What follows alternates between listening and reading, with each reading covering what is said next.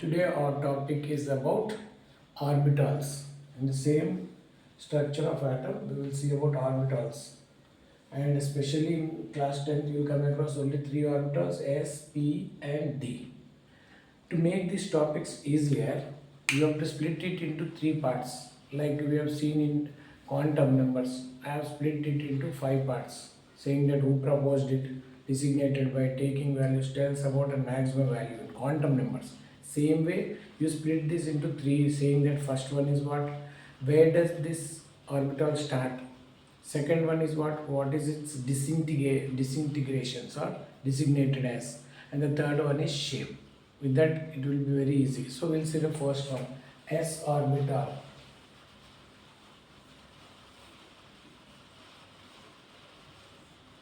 So where do you think s orbital will start? S orbitals will start as n is equal to 1, because if n is equal to 1, l is equal to 0. So s orbital, 0 means s. How do we read this? 1s. So it's like this. In n is equal to 2, how many L values you have? 2, 0 and 1. So S and P. How to read these two? 2s it is. 2s and 2p. 2s and 2p. In n is equal to 3, L values are 3, 0, 1, 2. That is S, P and D. How to read this? Same way. It is 3s, 3p and 3d. So what do I want to say? Very simple. S orbital starts at n is equal to 1 and they are available in all the rest of the shells like 2s, 3s, 4s, 5s and so on. Now the first one is, so S orbital starts at n is equal to 1 K shell and available in all the rest of the shells, and it is also represented L is equal to 0 S orbital and available in all the rest of the shells. Second point is what? Its disintegrations. As I told you, it has only one disintegration with spherical surface, spherical shape. Okay. Now how to represent S orbital? S orbitals are represented with the fused boundary. It's like this. In the middle there is a nucleus. Now in this S orbital, you will find a dotted area, a more dotted area. This is called place where there is finite probability of finding electron. This is called electron cloud. Means electron possibility is here. You will find electron only at this region. Other region is called nodal region. You don't find electron in the nodal region, because wherever you find more number of dots, it is called electron cloud, and there is finite probability of finding electron only at this point. This is all about s orbital. Next one is p orbital. As I was telling you, n is equal to 1, right? L is equal to 0. So you don't find p orbitals in n is equal to 1. So there is a question also, very important question, which appears for 4 marks. What would happen and all that? Why p orbitals are not present in n is equal to 1? Because n is equal to 1 takes L values as 0. 0 means only s, right? Where n is equal to 2, you will find L values 2, 0 and 1. So they are represented as S and P. When n is equal to 3, L values are 0, 1, 2. 3 in number, S, P and D. So what happens? Tell me, in n is equal to 2 only your p orbital starts. You didn't find it here because n is equal to 1, L value is also only one value, and that is 0.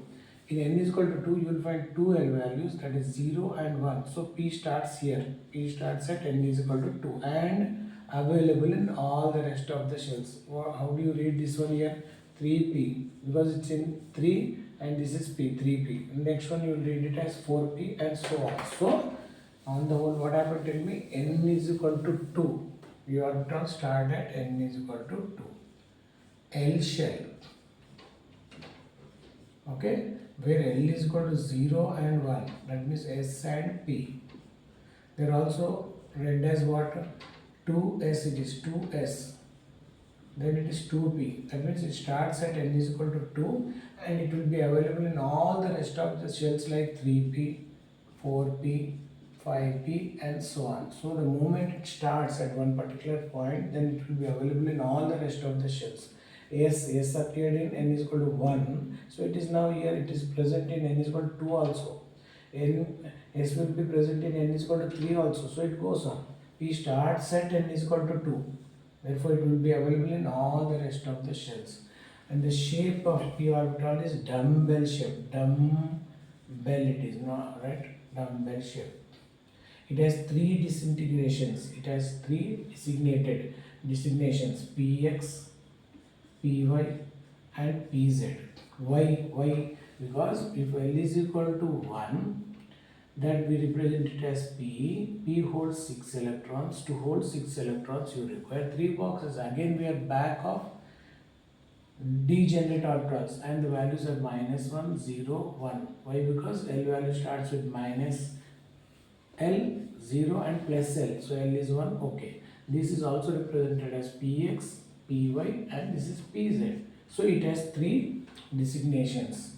Now first one is what? Px. So this is the shape of Px, which lies along the axis X, and this is Px shape. This is the shape of Py. So this is your y-axis, therefore it lies along the axis Py. This is Pz. This is z-axis, and this is Pz, so it lies along the axis. Okay, this is what it means, Pz. So if you want to remember this p orbital shapes, it's like this. This is Px, and here x-axis. This is Py and y-axis. This is Pz and z-axis. So very simple: Px, Py, Pz. This is something about p orbitals, dumbbell shape. Now let us study about d-orbitals. D-orbitals. Right. N is equal to 1. Again I am repeating the same thing. L is equal to 0, so you have only S. N is equal to 2. L values are also 2, 0 and 1, so S and P. N is equal to 3. You have L values 3, 0, 1, 2. S, P, D. So your d orbital starts at n is equal to 3. So d orbital first points, where do they start? Okay, remember I told you I made it easy. So they start at n is equal to 3, where it is M shell, where L values are 0 and 0, 1, 2. That means S, P and D. So they are read as 3S, 3P, 3D. How to read this one? 3 S means 0 means it is S, so it is 3S, 3P and 3D, or else 3S, 1 means it is P, 3P or 3D, like that it is, and available in all the rest of the shells. Second one is what? Shape. It is double dumbbell shape. Double dumbbell shape. Yes, double dumbbell shape.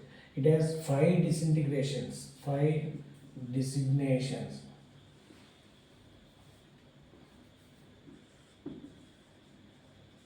Why 5? We'll see.